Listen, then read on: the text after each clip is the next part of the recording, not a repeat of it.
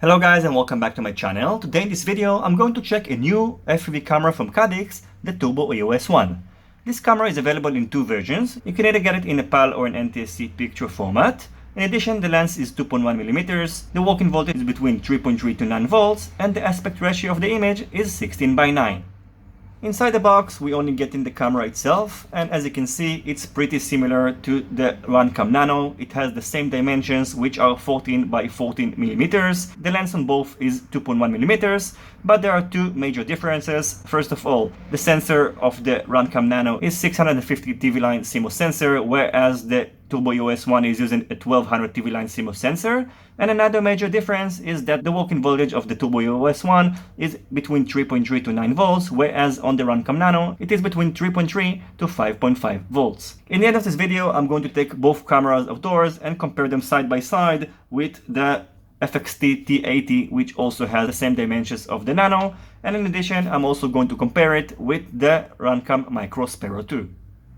In terms of weight, the Runcam Nano is the lightest camera between the four, and it weighs 3.2 grams. Then on the second place, the Tobu EOS1, which weighs 3.78 grams. And coming on the last place between the three nano cameras is the FXT T80, which weighs 4.14 grams, but I guess you can trim it by shorten some of the wires. In addition, this camera also features an OSD, whereas the other cameras does not feature an onboard OSD and also cannot be configured. The aspect ratio of the FXT T80 can also be changed between 16:9 to 4:3, and on the other cameras is set. The Runcam Nano has a fixed 4:3 proportions, and the Caddx has a fixed 16:9 proportion. As a reference for a standard micro FPV camera, the weight of the Micro Sparrow 2 is 4.68 grams.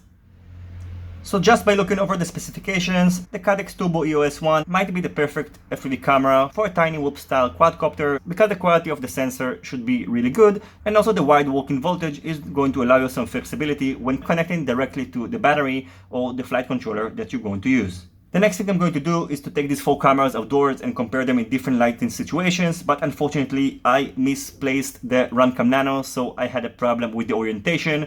I plan to post another side-by-side video that is going to compare just the Tobu EOS1 and the Runcam Nano side by side, so stay tuned because it's going to be posted in the next few days.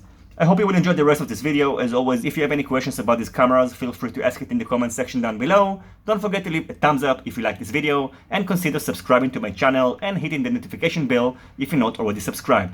See you on my next videos, and goodbye.